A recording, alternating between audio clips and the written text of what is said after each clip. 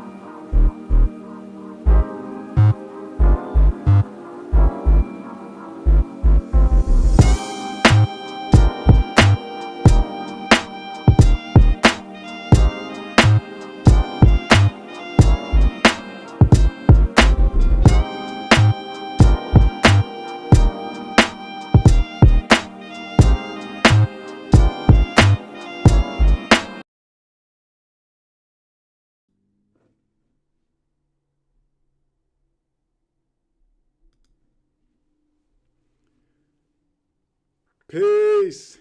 What's happening, good people? This gift here for Pay Us No Mind. And today, man, we are talking about Tunecore, or you could say Spotify's new definition of streaming fraud. And I say it's new because it's not a definition that I've ever seen. So we're going to be talking about that. We're also going to be talking about just your value outside of streaming. And not from the standpoint of getting people to buy music and stuff like that, but just from the standpoint of how the internet works and how money works on the internet and the value that you bring to these platforms just through your normal mode of operation with like promoting releases and things of that nature.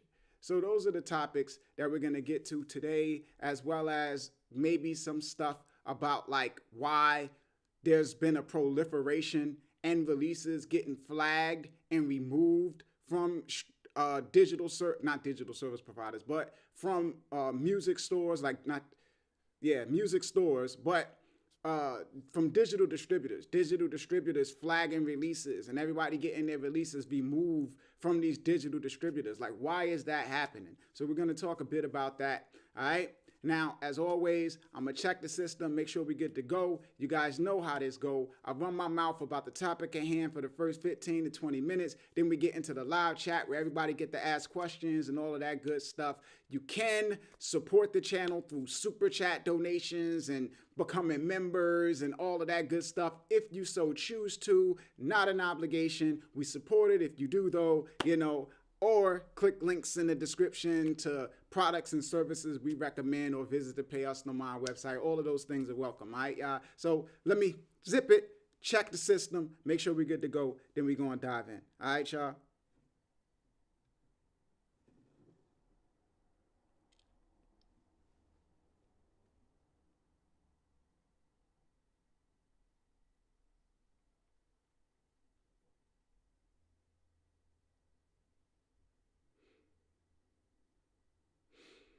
Yeah, man. Yeah, man. If we all good, give me the thumbs up in the chat so we could get rolling.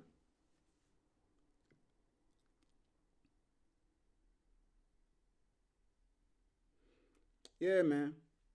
So it's like it's a lot of interesting news, man, and I'm about to swap out and dive into the screen share so you guys can kind of like read along with me?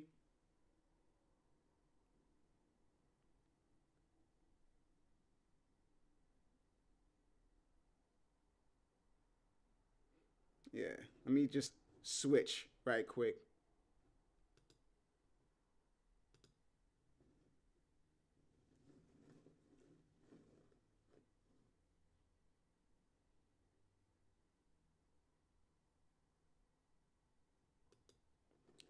Yeah, so here's the thing right here, you know. So there and I see somebody in the chat say they used to trust Tunecore.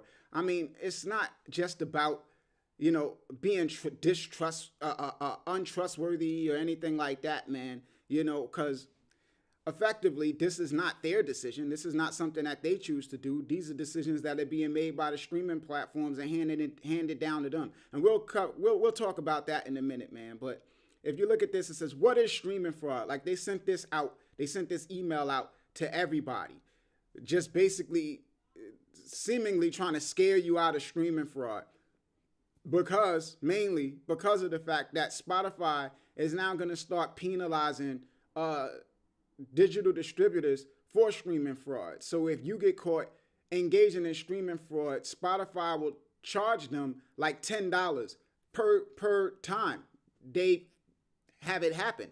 So they're going to have to pay for the streaming fraud. Whereas before, they would just flag it, remove the release, and that would be the end of it. Now they're going to start tacking on a fee. So the distributors are taking it way more serious and basically becoming more aggressive and trying to discourage it. So here they're like, what is streaming for? Abnormal streaming activity. If you're getting ready to market your upcoming release, you may be considering employing a company that claims to help boost your streams, followers, and playlist placement for a fee. We have one very important tip for you. Don't. All right? So what is streaming fraud? Now, this is the area of concern. The classification for what streaming fraud actually is. Like what classifies as streaming fraud, because we know bots, all right, somebody going and having a program hit your page a whole bunch of times to generate fake streams, that's streaming fraud. But what's scary here is that the definition falls outside of the lines of that. So they go streaming fraud, also known as streamer manipulation, abnormal store-in behavior, fraudulent store-in behavior, or store-in fraud, is the act of artificially inflating your views, streams, follows, and sales in order to generate revenue or manipulate your releases' popularity in the charts, on playlists, or in search results. This often comes in the form of paying a promotion or playlisting company to help you get more streams, follows, downloads, favorable playlist placements, or general exposure on streaming platforms. This part we know. This is not new territory, right? While these services claim to get you legitimate streams and fans, what they're likely doing is utilizing bots to stream your release over and over in order to amplify your songs and manipulate their placement among other popular tracks. Although the results may feel like a dream at first, they can quickly devolve into your worst nightmare when a store discovers the unusual activity related within your release and removes it from their platform for good. Now, this is the gray area, right? Spotify, Apple Music, Deezer, and all other streaming platforms routinely check for and remove content that they believe to be violating their terms of service. Now, this is the thing, right? They're saying Spotify's widely agreed upon definition of streaming manipulation, quote unquote, covers selling a user account or playlist or otherwise accepting or offering to accept any compensation, financial or otherwise, to influence the name of an account or playlist or the content included on an account of playlist. Like, now let me switch back to me. That passage right there is incredibly vague First off, you look at it, it's just like word vomit. You're looking at it and it's like, well, what sense does this make? But the language of it lends itself to damn near anything being able to be classified as streaming fraud. So it's pretty much at their discretion. If they want to say, if they want to say influencer marketing is streaming fraud, under this definition, it would classify as streaming fraud because you're paying somebody to influence people to go to your Spotify account and stream your music. So you couldn't go and pay an influencer to be like, go to Babyface's Spotify account and stream his music. That might classify as streaming fraud. Things like playlist push would classify as streaming fraud. Even though they're not taking money for placements, they are taking money to quote unquote influence people who own playlists to playlist your music because they're getting paid to listen to it and possibly stream it. So that might classify as streaming fraud. Things like that other guy's service, Omari, I believe his name is, right? He has a playlisting service that pretty much guarantees you placement. You give them money, they put it on a playlist, and whatever happens, happens. They just got a whole bunch of playlists that they'll put your music on. So under this definition, all of those things classifies as streaming fraud. If somebody is like, give me money, I put it on a playlist, streaming fraud. If somebody's like, give me money, I'll let people listen to it, and if they like it, they'll playlist it, streaming fraud. If you go out and pay an influencer to go on Instagram or Twitter or TikTok and be like, go to this person's page and listen to their music on Spotify or whatever, streaming fraud. Like, it's a total, it's super objective and vague and open to interpretation where it's like, it's nothing definitive. Like if you look at the previous language of streaming fraud, it's like bot manipulation or, artificially having people stream your music for reasons that weren't like, hey, I want to listen to this and things of that nature. But that's crazy talk. Now, the other end of this is, hold on, let me check something. Now, the other end of this is the fact that I look for this passage on Spotify. So it's like they're saying in layman's terms, paying for playlisting, followers, or streams is a big violation of their terms and will result in a readjustment of your streaming data and royalty calculation, or more likely removal of your release or account from the platform. Spotify breaks down all of the details in their video about artificial streaming, and you can find the full list of activities that aren't permitted under any circumstances in their user guidelines. Okay, so it's like if we go to this page, which is that video about it, this video doesn't say anything about what Tunecore is saying here. Like it talks about streaming fraud, but it doesn't specify the definition of what counts as streaming fraud. So you don't see that. You're not going to see that in this video. And, it's mentioned nowhere here.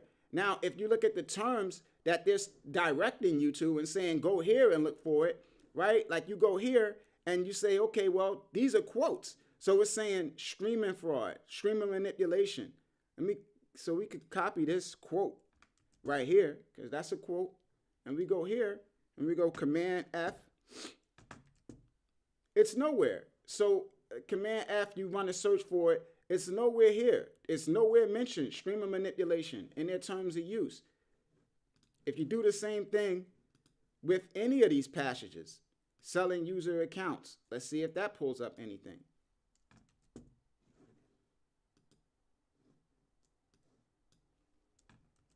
Doesn't pull up anything neither. So it's like, where is this coming from? It would be nice if they would have specified and said, according to our agreement or something to that nature, where you kind of know, where you kind of understand that that's where it's coming from, but they don't really give you insight into where that information is coming from. Now, the reality of the situation is that these distributors have agreements with the streaming platforms. So that could be the terms of the new agreement that they've signed with Spotify, where it's not something that they're going to show the users And it's not something that artists are going to see in an FAQ. It's the terms of a private agreement between them and Tunecore and CD Baby and whoever. Now, on the other end of this, because artists will get mad at Tunecore or CD Baby or whoever, but at the end of the day, their job is digital distribution. They are not like a union. That's not what they are. They are not your representation. That's not what they are in that sense either. All they exist to do is deliver your music to stores.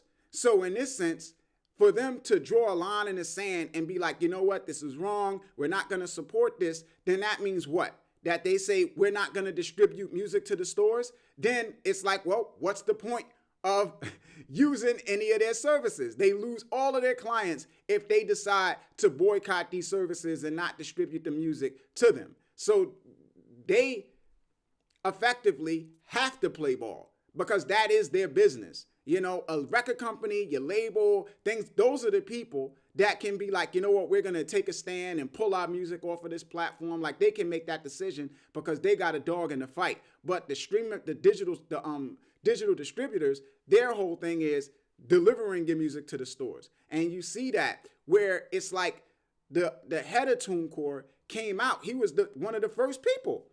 That's what's crazy about it, right? Like he was one of the first people that sounded the alarm about the record companies implementing new policies that would take away the streaming revenue of indie artists. Like he was the first person to say something about it, to be like, yo, man, this is wrong. Here's what they're planning to do because they're concerned about market share and things of that nature. And now he seemingly is supportive of the measure. So it's like once they decide to do what they do, and then it's like, okay, well, either we submarine our business or we agree to it, then the language changes. So it's like this is a passage from a Rolling Stone thing, a Rolling Stone article, right? Let me see.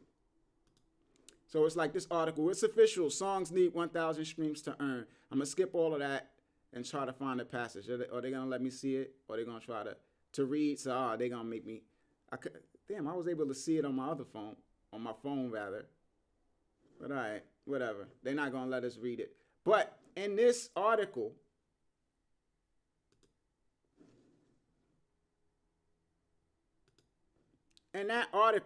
he's basically saying that this is a good thing.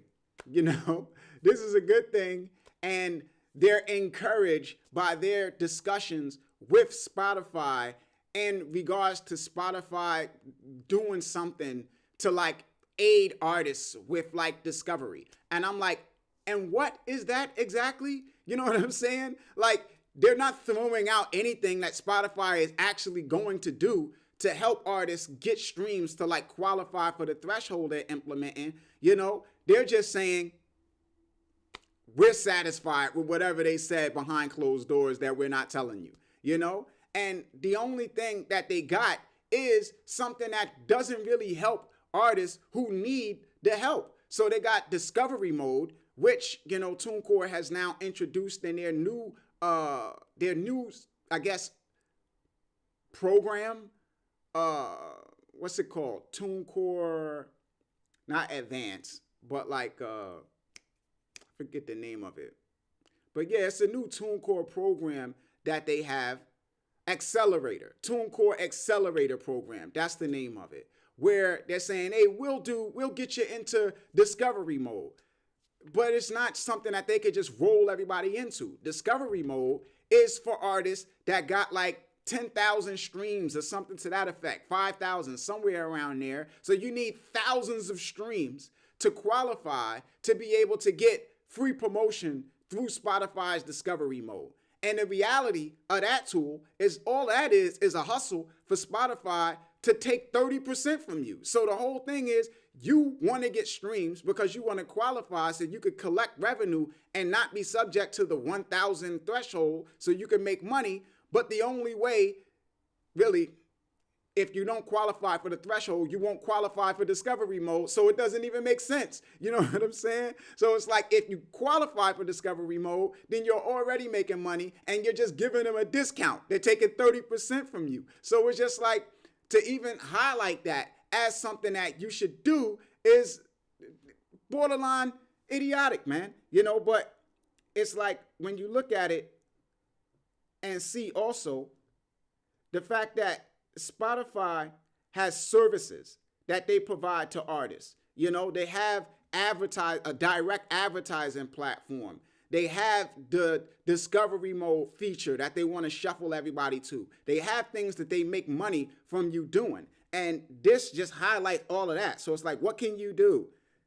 Pitching your songs to playlist editors via Spotify's official pitching service, utilizing Spotify's branding to promote your release, embedding a music player outside the Spotify app, sharing on social channels, promoting your release with Spotify campaign kit or audio ads. And then they shuffle you to big platforms, major platforms, TikTok for musicians, Spotify playlists, pitching your music, do-it-yourself tour. So it's like basically they're getting rid of the little guy through and through. This is attack on the little guy. This is the attack on the playlist pushers. This is an attack on Amari. The same way it's an attack on indie artists and even digital distributors, because the record companies want them out of the way.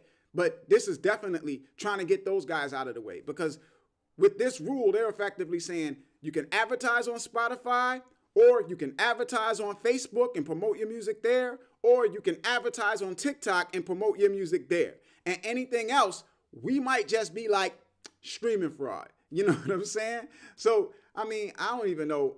A lot of times, man, I look at this stuff and I'm like, I don't even know how this stuff is legal, but it's whatever, man. And that brings me to my next point, right? Which is just the value that you bring as an artist to these platforms, Now, before we dive into that, let me just check and see something.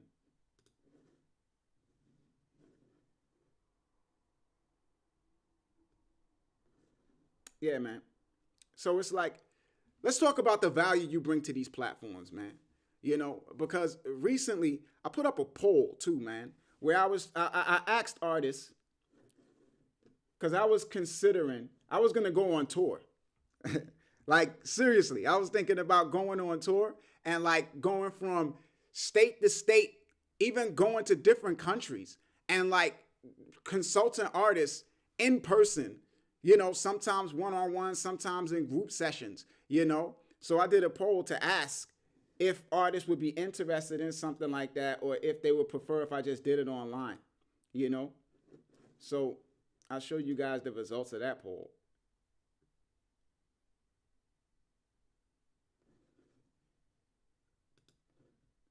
So yeah, this was results of the poll, right?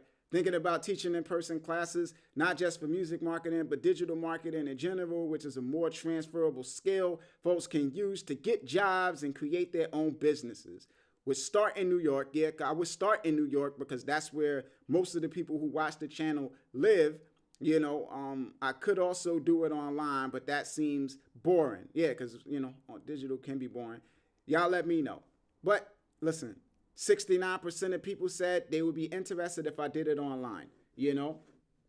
That was the results.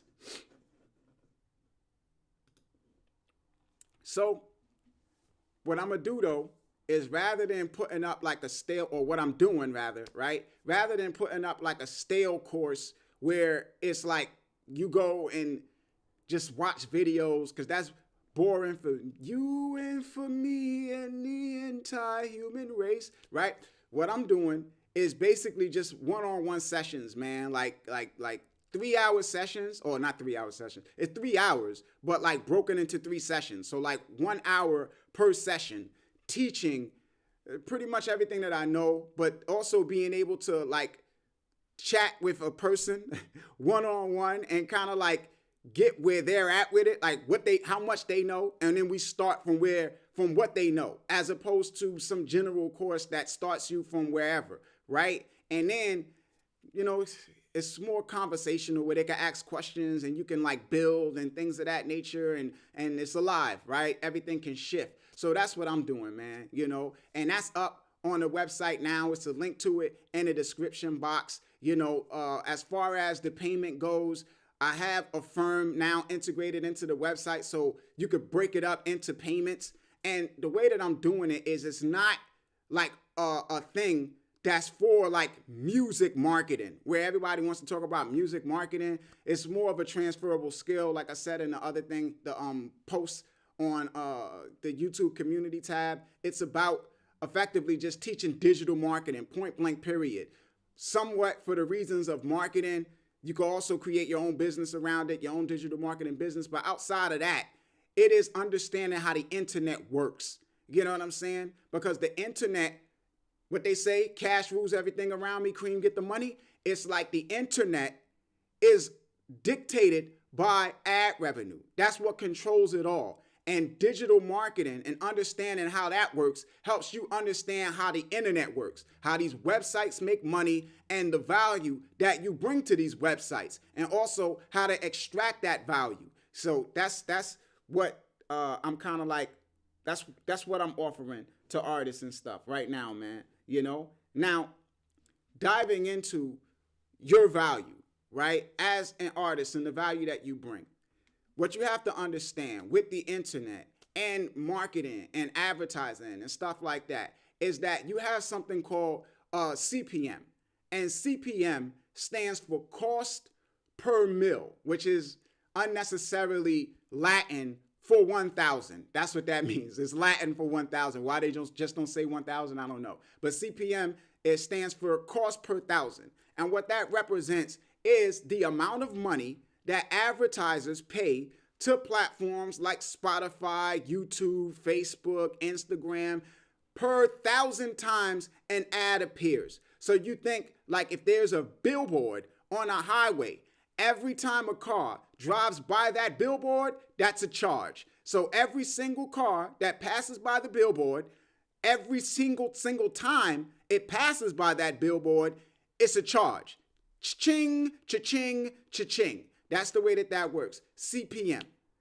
And then outside of a CPM, you have what's called a CPC. That stands for cost per click. So every time somebody clicks a link, there's a cost attached to that click. And that click drives traffic to the platform. Now, when somebody signs up to that platform, becomes a subscriber, either as a paid premium user or a free user, that's called an acquisition, a CPM, or a CPA rather. And that stands for cost per acquisition. That's what that stands for, cost per acquisition. So there is a cost attached to every time that platform gets somebody to subscribe and join it. Now, when you are marketing and promoting your music, that is what you are driving to these platforms. You are driving impressions, you are driving clicks, and you are driving acquisitions. That's what you're delivering to them. And these platforms spend millions of dollars a year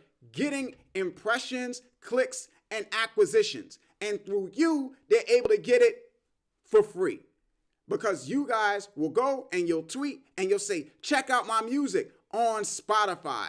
Pre-save my music on Spotify. And at the least, what that builds is awareness. So it's like the same way you got these companies spending $1 million to advertise during the Super Bowl. They're not looking for you to leave your couch and run to the store and buy. They want the name to be drilled in your head and for you to consider using a brand. And that's effectively a part of what you're doing when you promote your music and telling everybody, go to Spotify, go to Spotify, go to Spotify. That's what you're doing, building brand awareness for them. You're basically operating as a free brand ambassador. So you're sending all of this traffic to them, so that's the one end of it. Even if nobody clicks to go anywhere, brand awareness, impressions that you're driving for them. Then on top of impressions, it's the clicks. So every time somebody click a link to go to Spotify, that is money that you're saving them. So let's say Spotify has to spend $5 a click or something like that.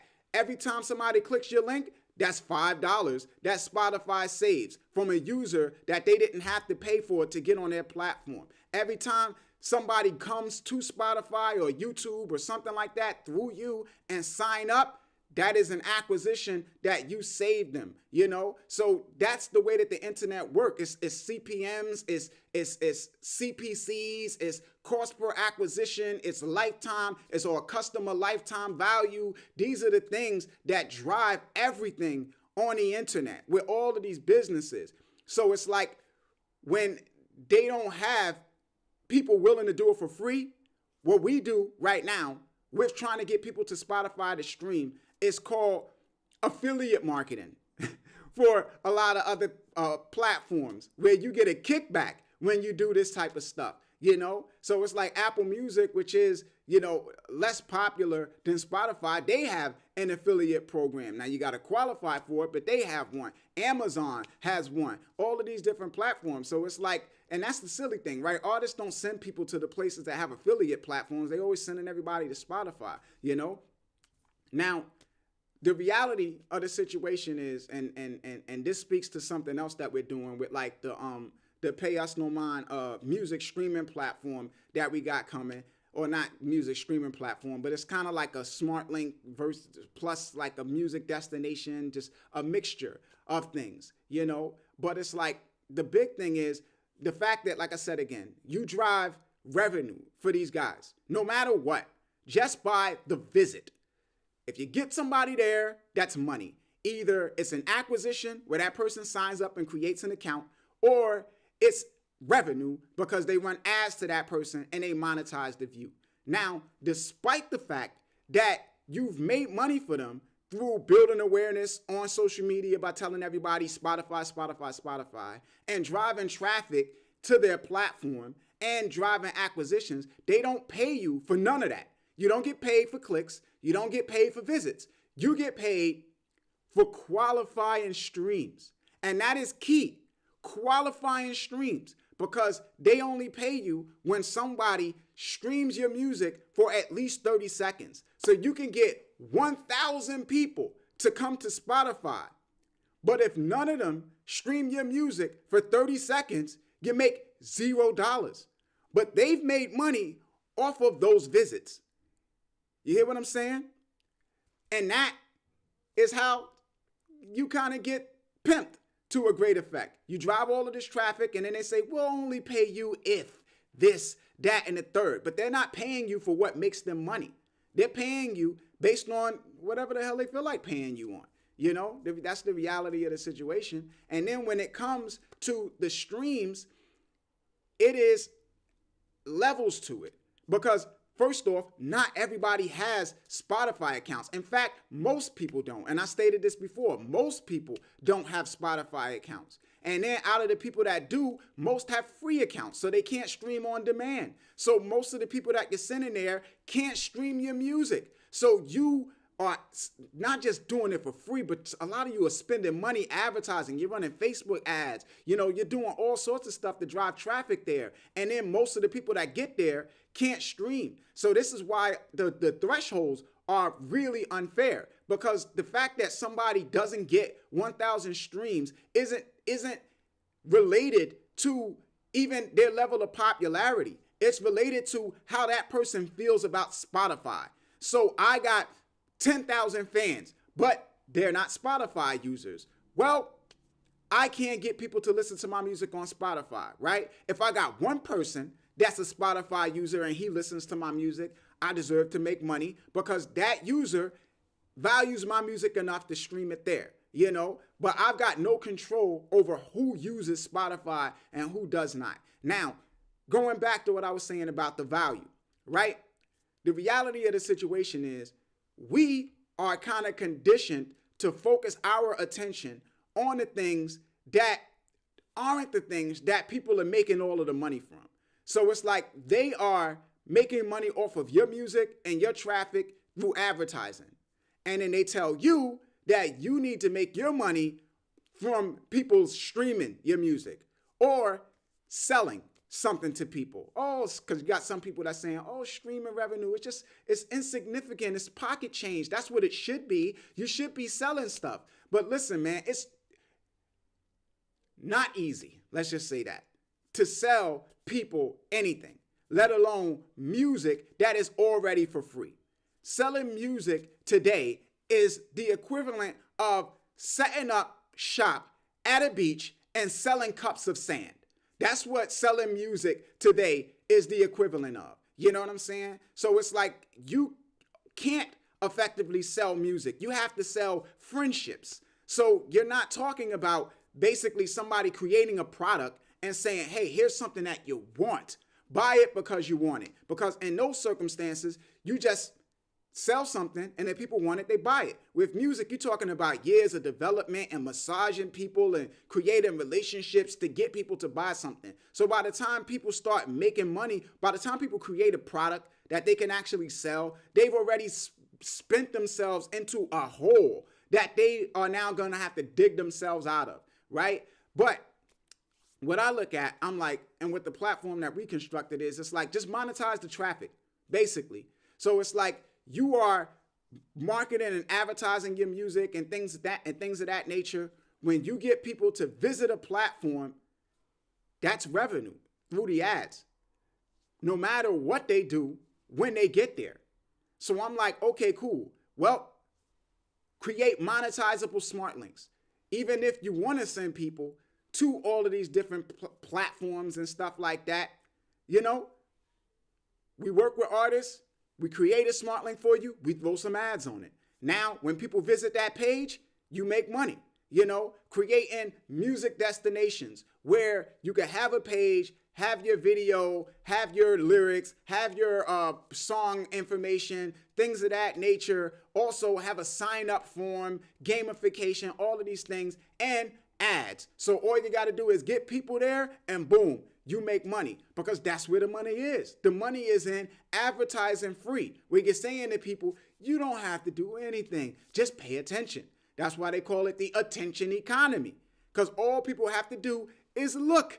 If you can get anybody to look at you, then advertisers will pay you money for that visibility.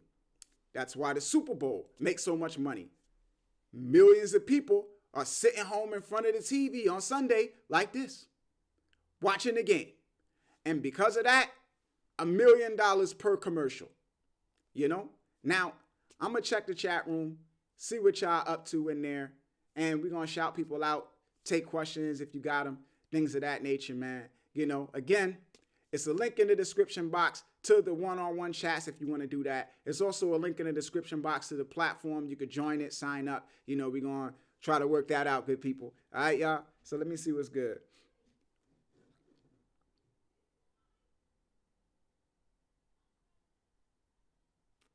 Yeah, so we got Orion. What up, man? Been a long time, brother. Good to see you, fam. You know, we got Zope Belafonte, my man. Kensei Babyface, what up? Terrence, what's up? If you in the building, tap in so I can shout you out, yo. Naughty Jackal was good.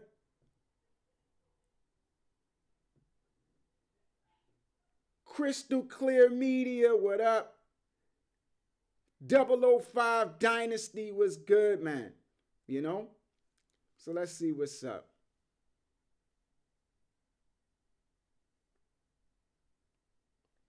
Somebody, Terrence says, my buddy Travis just got screwed by them.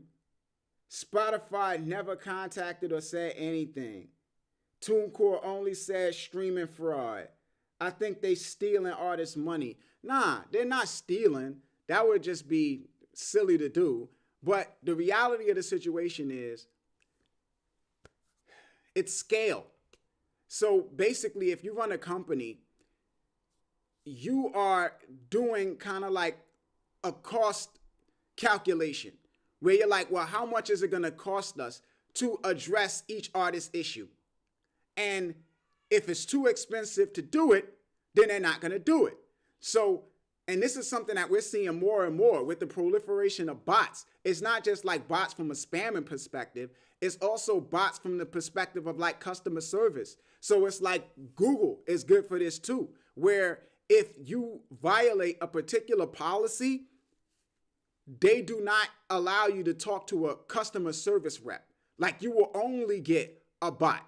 So if you violate something and belong along the lines of their financial policy, if you do that, you don't get to talk to nobody. When you go reach out to Google, even if you call, if you say, yeah, I got a policy, they flagged me for some financial thing, they will get off the phone and they will say, hey, you got to email somebody.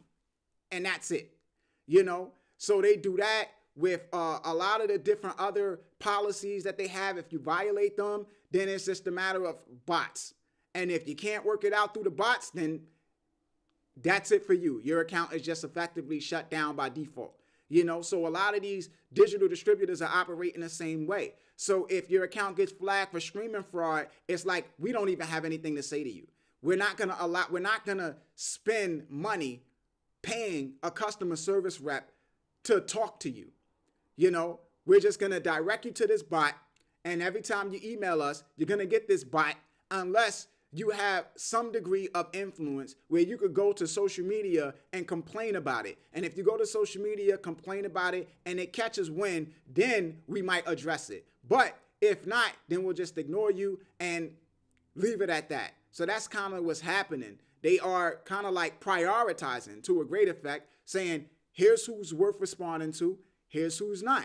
And you see that too. So it's not just streaming fraud. It's also a lot of accounts are getting flagged for things like copyright infringement, where they're saying this song sounds like that song, and you just get banned. Like, just say, no, this song cannot come up. And matter of fact, we're closing your account, and that's the end of it. And people are like, yo, how you close my account? I ain't engaged in streaming fraud. But you have a service called Audible Magic that provides a service to these digital distributors to identify music. Sometimes it gets it wrong. Sometimes it thinks this song sounds like that song and it's wrong. But the platforms are taking a zero tolerance policy and not even taking a second look. They're just letting the bots determine it. And that's the problem with the bots and not having a human, So it's like you got services like Venice, for instance, that are human powered, where they have people that you can talk to, but it's expensive. It's like $500 a year.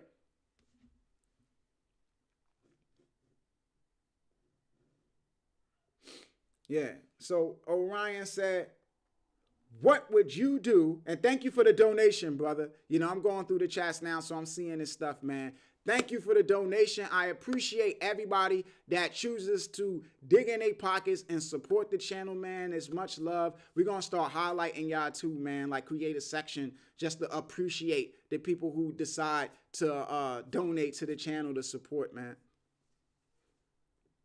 But he's like, what would you do if you were starting from scratch as an indie artist in this ecosystem?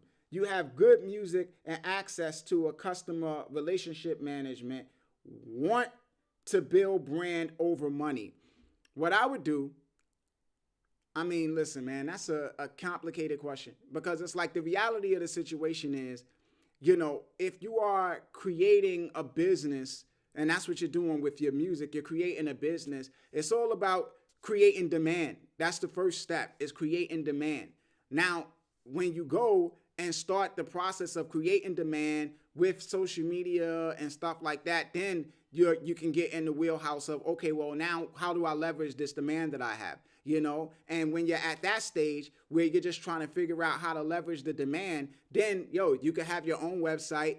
You could monetize that website how you choose, through subscriptions, through selling products, which is not, like I said again, easy to do. But if you have demand, you might be able to do that. You know what I'm saying? That might be something easier for you to do. Now, advertising is something that you can make a lot of money from. It's just when you are doing it yourself on your own website, it's a far more complex thing to navigate than when you're using a third party, because your website is, people are holding you accountable for whatever's there. So if you run a website and you got ads through like some advertising service like Google Ads, they're just running random ads on your website, and your fans have a certain expectation of you.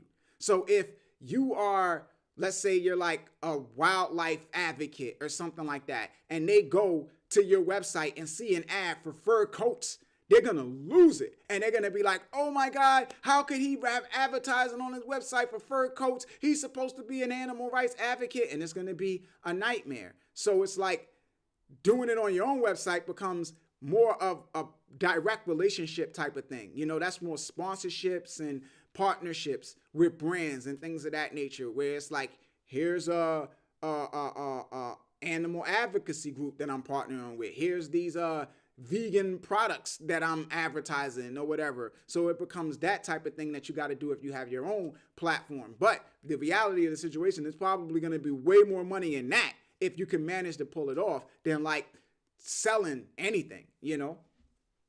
And that's for like for I would say for most people, you know, like there is a small group of artists that can sell, but even with them, if they were implementing partnerships with some of the brands that connected to their brand, they would probably make more money.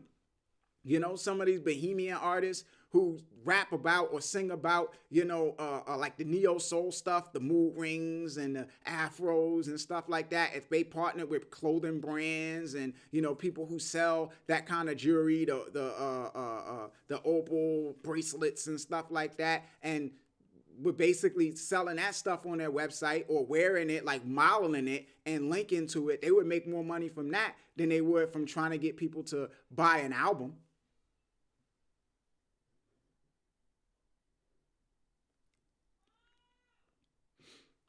Zope, wow, that's crazy.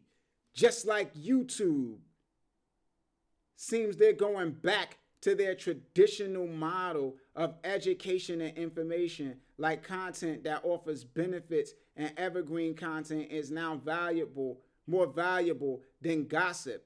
I mean, YouTube is a funny thing, man, because no, gossip reigns supreme on YouTube. I wouldn't say, you know, long form content. It's like, you know, the long form stuff, it all depends on whether you're feeding the beast. All of these platforms have their objective, and their objective is for people to come into their platform and not leave. It's like that song Hotel California, where they're like, you could check out anytime you like, but you could never leave. It's like they do not want you to leave. So if you, and I've said this before, if you are on YouTube, right? Like let's say you guys got music, you're promoting your music on YouTube. You put up a music video and you say, go to iTunes and buy this release. If everybody that comes and watches your video clicks the link to go to iTunes and buy the release, then YouTube is gonna bury that video because you're driving traffic off of their platform. If those users do not return to YouTube after going to iTunes, your video is dead. YouTube is not going to promote that video because you're not delivering what YouTube wants. So what YouTube wants is for somebody to watch your video, then watch another video, and watch another video, and watch another video. So it's like if you got a video like one video that's popular, but people don't tend to watch more videos of yours, then what's going to happen is when they watch your video in the watch page in the sidebar, they're going to see a whole bunch of other videos being promoted that's not yours from other channels that tend to have users stay on YouTube. And that's the way their system works. They want people to stay. So if you're not giving them what they want, then you're not of value. And they're going to suppress your content and not allow people to see it.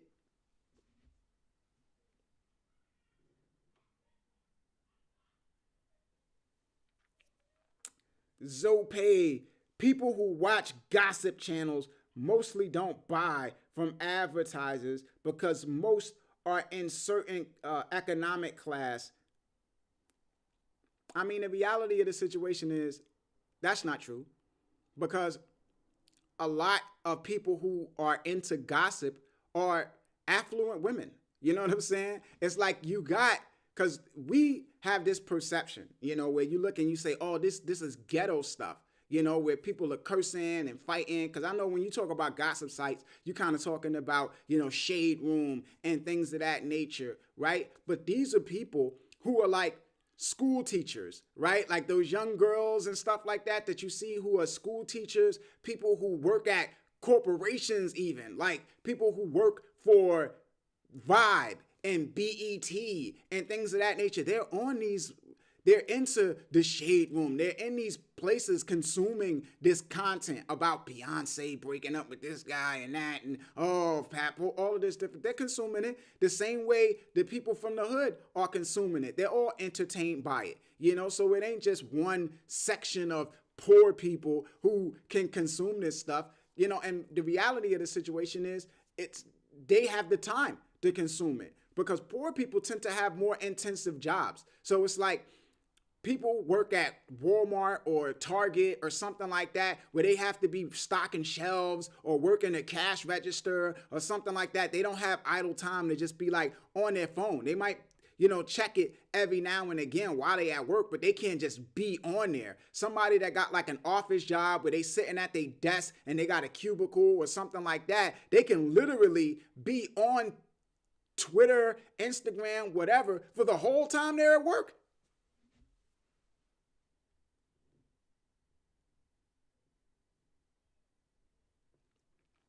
Crystal Clear Media said streaming platforms are no longer a safe space for artists or enthusiasts to engage for business purposes.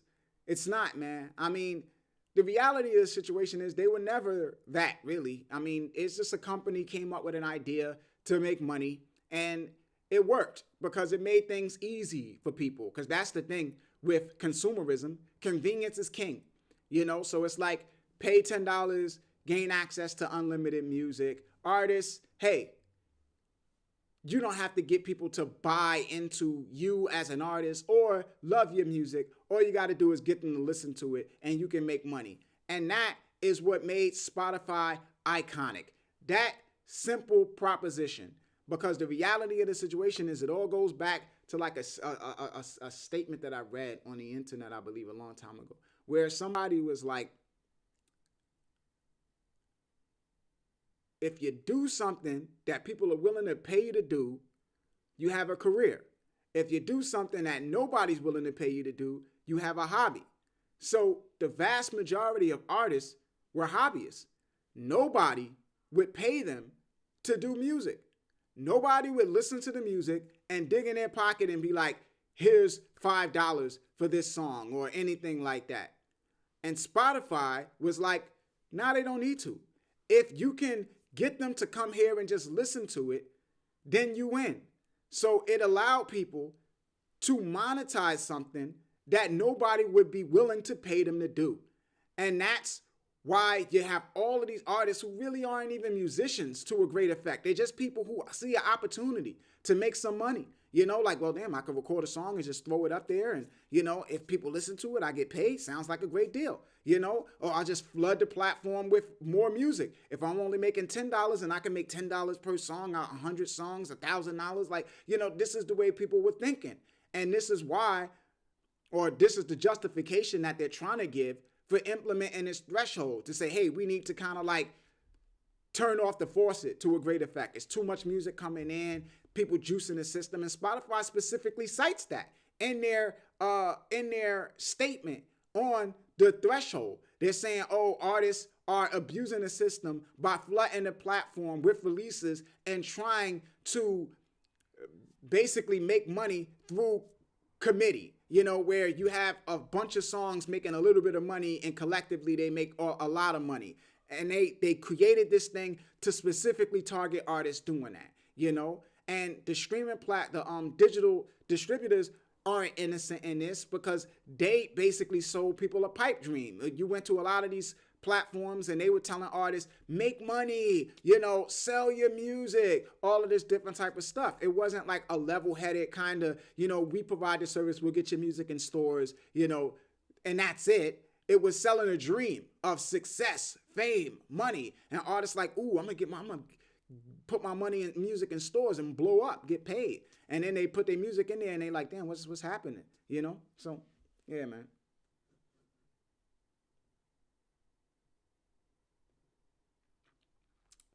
Yeah, buddy. So, Melody, she's like, I got my DistroKid account suspended a year ago. I got no email, no explanation, nothing. And when I emailed them, I got a response from a bot. And they're support center is also a bot. I mean, DistroKid, to some effect, is like an imploding company. They have massive users, but that presents a problem because you got all of these users. There's a lot of streaming fraud going on, so there's a lot of issues with that. And the fact of the price point attracts a certain kind of user. Not to say that all DistroKid users are operating like that, but a lot of people look at it like $20 a year. That's it. That's the way that people were thinking about it. Now everybody is doing that. But when DistroKid came out, people were like, damn, these guys charge you this. These guys only charge you that. So people look at it, unlimited distribution, $20 a year. Like, damn, I could just flood this, and people was doing a lot of crazy stuff, man. People was like going to free music libraries where people were giving people music to use on YouTube for free. And they were downloading that music and doing digital distribution with DistroKid and signing up for Content ID. So the releases, so when people would use the music in their YouTube videos, it would get flagged and they would get the ad revenue from the videos using DistroKid. So they was doing stuff like that, straight up uploading other people's music. Like they would take like a Beyonce song and speed it up or slow it down and distribute it, and make money off of it like that, man. You had people that would be like, if somebody put a song up on social media and it was like blowing up or whatever have you, it was a lot of grimy stuff happening, man. And DistroKid was a key source of that. So it's like, the whole thing is like, we look at things from the standpoint of, we like affordability. We like things to be affordable, but at the same time, sometimes there needs to be a barrier. So it's like finances, even back in the days when it cost money to go to the studio and you had to like really believe in what you were doing to make that kind of investment. If you didn't believe in what you were doing and your ability to succeed as a musician, you wasn't going to embark on a journey because it was just going to cost too much money and be too difficult to do. But now with it being easier and people saying, oh, it's only $20 and free to make music and stuff like that, you just have a whole bunch of people who are just like, all right, why not? Give it the old college try, see what happens.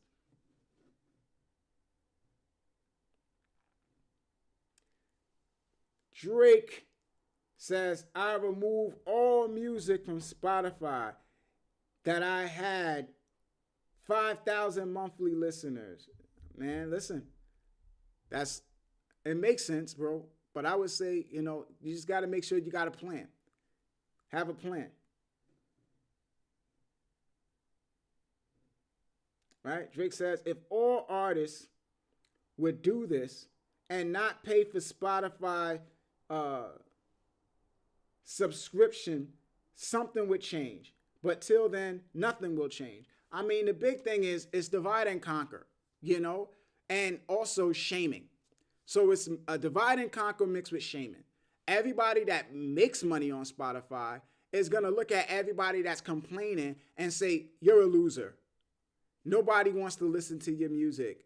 That's why you're not making money, because with art, it is that culture of the pat on the back and wanting to feel better than other people. That's a lot of it. I mean, especially in hip hop, it's like you listen to the music, you hear that. I got this, you got that. I drive this car, you drive that car. I got these sneakers, you got those sneakers.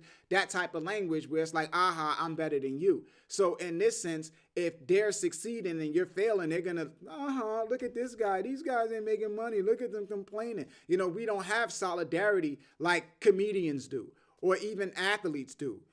So it's like in those senses, they got unions, and LeBron James could be making $100 million a year, but if the 12th man is only making $500,000 when they go to the negotiating table, LeBron might sacrifice some of what he's getting so that guy can get more. So none of those athletes, the top athletes, are not getting paid their value.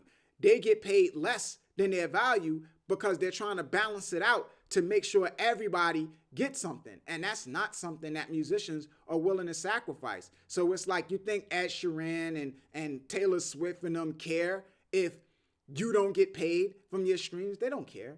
You know what I'm saying? Because the same system that Spotify has is the same system that ASCAP has and all of these different things. They care whether they make money and whether they make the most money, but they don't care whether you do. We don't care about each other. And that's the messed up reality of the situation, man. So we're on our own. So because we're on our own, these platforms can abuse you and say, hey, we're going to do this to this group and not to that group. And this group with the power is going to allow this to happen to that group because they're not impacted by it. So, that's why we have the situation we have. And the artists at the bottom, yeah, it would impact Spotify if they were to remove their music from the platform and people couldn't go there and find it. But then at the same time, they're looking at it and they want to be in a place where they see all the successful artists are, and that's where they believe. And really, I don't know, because a lot of it doesn't make much sense. So it's like, I personally believe that for most artists with distributing their music to Spotify, even with the fact that they don't make no money there, is the possibility of getting playlisted. Like, I think that Spotify thing with the playlist was a big thing and a smart thing where it's like, well, you can submit your music for editorial playlist placement. Because I know a lot of artists that when they reached out to me to like help them with their marketing, that was a part of their plan. Like, they was like, yo, I'm going to pitch my music to editorial and then they're going to pick it up and then I'm going to get all of these streams. And then it's like, that is a pipe dream for the vast majority of artists that aren't playing like some type of identity politics type of thing, So it's like, but a lot of them are focused on that. And this is why you see all of these videos where they're like, here's how to infiltrate the algorithm. Here's how to trick the algorithm. Because it's like, okay, well, I'm going to upload my music to Spotify. I'm going to do these things to get into the algorithm. And then they're going to put it on playlists. And then, I'm going to blow up from there, right? Or I'm going to pitch the editorial and then they're going to put it on a playlist and I'm going to blow up for there. So it's the possibilities that people are investing in when they put their music up on Spotify. So it's like, and again, I talk to artists a lot of times, man, and it's sad to a great effect because you got some artists that don't believe in themselves. They don't believe anybody would buy their music, first and foremost, and they don't believe that they can do anything on their own. They believe everything has to come through Spotify or one of these big platforms.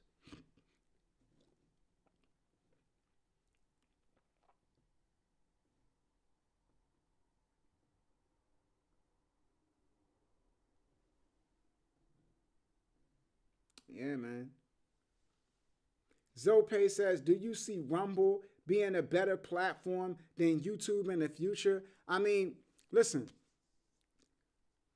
none of these platforms are better than YouTube for one simple fact. And that is that YouTube is a search engine. So YouTube is owned by Alphabet, which owns Google, the Google search engine.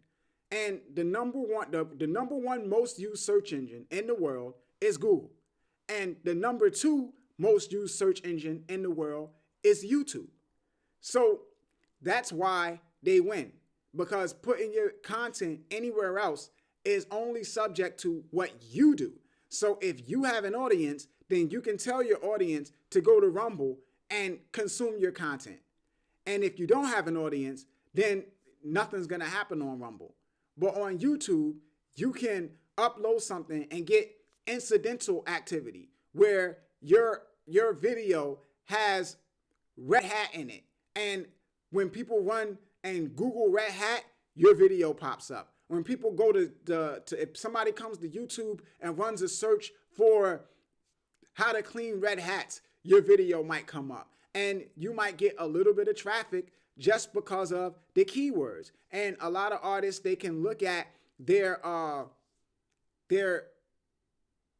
analytics for YouTube and look at search, and they'll see they're getting activity from their artist name because it might be the name of something else. They're getting activity because their song title has something in it that is connected to something else. And then you can always tell whether you or what they were looking for by looking at the average watch time. So if it's like 30 seconds spent watching the video, then they didn't come to watch your video. They thought it was about something else, so that's why YouTube wins. It's the search engine. That's the big thing. And the fact that so much traffic comes through the search engine. And then once they got people on the platform through the search engine, then it's recommendations. So you came there to watch a video through search, and now through recommendations, you're watching all these other videos. So that's like a crazy ecosystem that they have that no other platform has.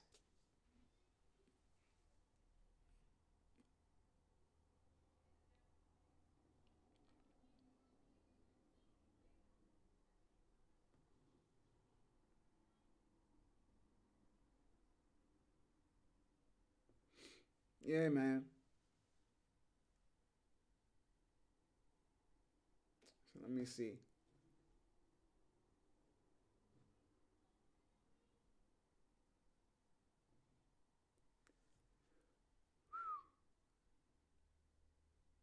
Yeah, yo. Jerry NRG, what up, my guy? He said, I left my music on the platforms, but they're just there in limbo in case they decide to get it right. I mean, there's nothing wrong with leaving it there, and that's the thing. You know what I'm saying? It's like, it's not so much about pulling your music off of Spotify. It's where you put your energy. You know what I'm saying? So it's like you can do it in protests where you pull your music and people just can't find it there. And if like the homeboy was saying in the comments, if enough artists do that, then it impacts them, because that's why they effectively are trying to manipulate artists to a great effect. They didn't just say, hey, we're going to remove it, because they could have did that. You know what I'm saying? They're saying, no, if you reach this threshold, because they want artists to aspire to reach that threshold. They want artists to work, to promote them more, to run more campaigns, So that it keeps the music on their platform and gets the artists to promote them. Now, if artists were responded to this, even small artists, if they responded to this by pulling their music, what would happen is users are paying Spotify to listen to an unlimited amount of music. That's what they're paying for. Like, Spotify is supposed to have everything. That's what I'm paying for. So if I go to Spotify and I go to listen to Kinsey's music and it's not there, and I go to listen to let's say whose music?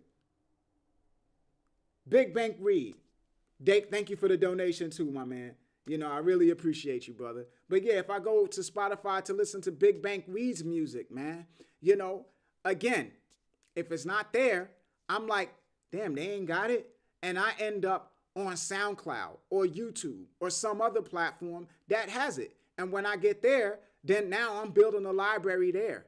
And as I find more songs on these other platforms, then it doesn't make sense for me to be paying Spotify if I gotta go to YouTube and SoundCloud to find this and that song. So I end up canceling because I can't find everything there. Not just the big name artists, but the other little stuff that I like. It's a collective. Everything has value. So if people can't find certain songs, then that takes away from the subscription. So that's why they didn't that's why they didn't straight up say no to these artists, right? Because they could have said that, like, you know what? If it's coming through a digital distributor, no. Or if these artists don't have any kind of triggers that would imply that they are gonna perform well, then no. They could have did that, but they don't want to have a smaller library of music that it negatively impacts them to do that.